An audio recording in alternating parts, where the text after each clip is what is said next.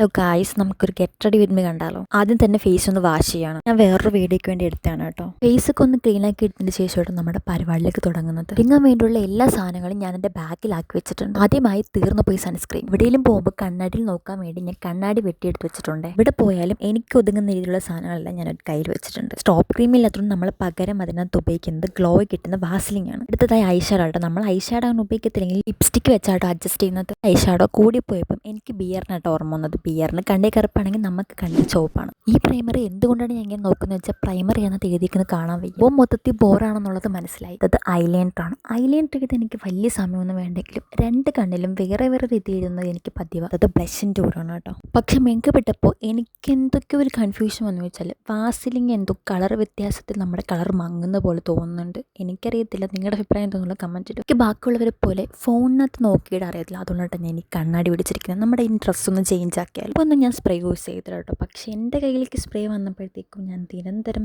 ഇല്ലാണ്ട് പറ്റത്തില്ലെന്ന് കേട്ടോ. അത് വീട്ടിൽ നമുക്കിനി നമ്മുടെ പരിപാടിയിലൊക്കെ നടക്കും. ഇതാണ് ഫൈനൽ ലുക്ക്. ഇതൊക്കെ എന്തൊക്കെ ബോറായതുകൊണ്ട് എനിക്ക് ഇഷ്ടപ്പെടില്ല കേട്ടോ.